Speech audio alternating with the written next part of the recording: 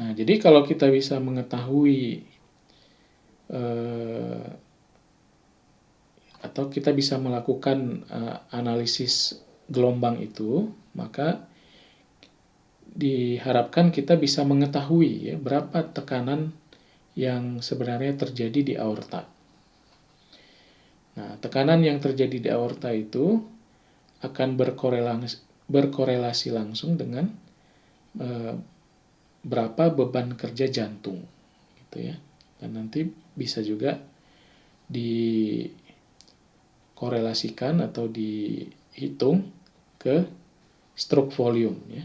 Dengan rumus sebelumnya di mana stroke volume itu cardiac output adalah fungsi dari tekanan rata-rata arteri dibagikan dengan resistan ya. Nah, tekanan sistolik itu bukan tekanan di aorta ya, karena dia diambil di pembuluh darah brachialis atau di pembuluh darah radialis ya. Biasanya kita meletakkan mansetnya itu kan di lengan atas atau di pergelangan tangan. Yang paling penting itu sebenarnya sistoliknya gitu ya. Nah, biasanya diastoliknya hampir sama. Ya, diastolik yang diukur di brachialis atau di radialis itu hampir sama dengan tekanan diastolik yang terjadi di pembuluh aorta. Nah, jadi kalau kita lihat di sini, ini jantung ketika memompa, maka tekanan aorta itu akan sama dengan tekanan di bilik kiri atau left ventricle ya di sini. Nah, jadi kalau misalnya ternyata ada ketidaknormalan ya, misalnya di sini ada otot jantung yang mengalami hypertrofi ya, pembengkakan.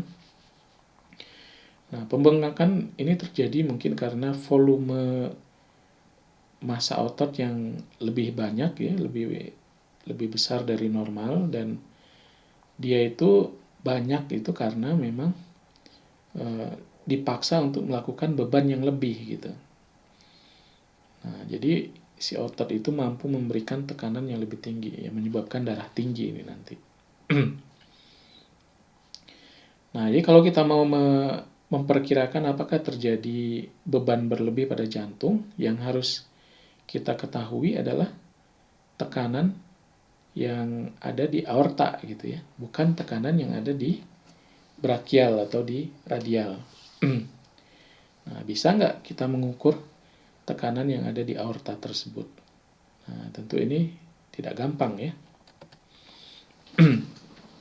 Jadi tidak ada manset yang dijepitkan ke aorta gitu kan, nggak bisa.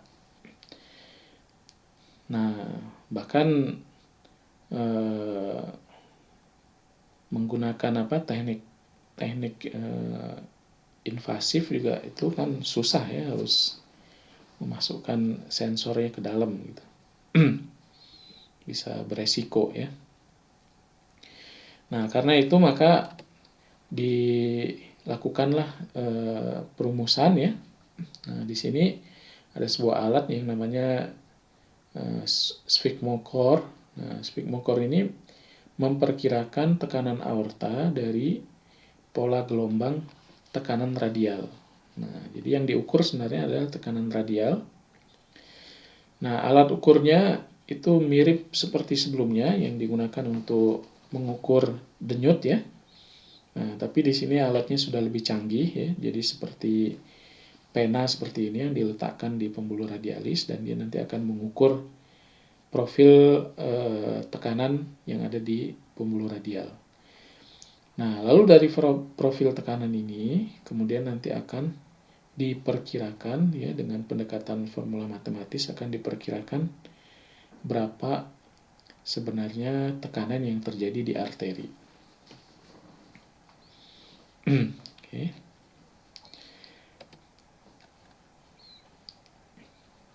Nah, apa yang menyebabkan tekanan arteri di aorta?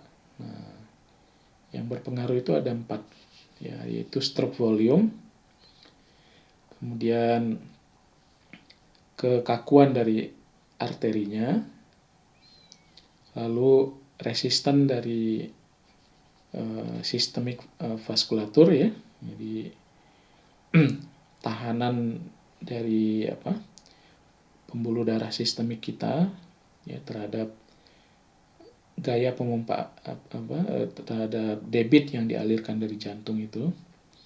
Ya, kalau tahanannya makin tinggi maka tentu tekanannya makin tinggi juga gitu ya. Dan ternyata ada satu lagi yaitu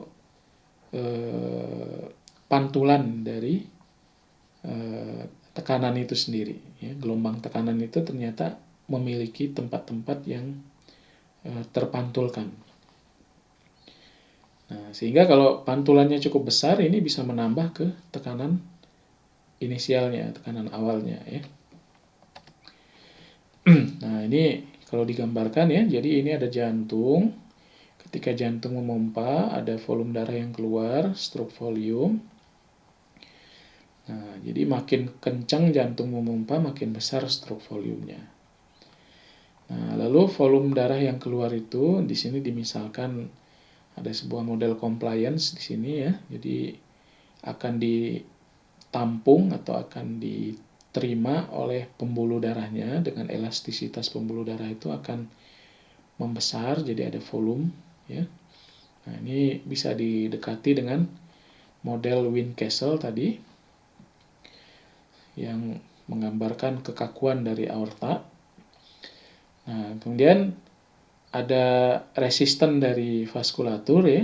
Nah, ini secara keseluruhan ada pembuluh arteriol, ada pembuluh kapiler ya. Nah, ini akan memberikan resisten kepada aliran utama di arteri besar ya, di aorta.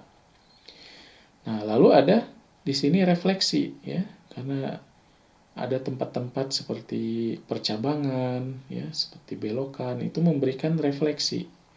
Nah, gelombang refleksi ini nanti akan dirasakan kembali oleh pembuluh aorta. Nah, jadi misalnya dia mengirim tekanan 120. Lalu ada refleksi 50 misalnya.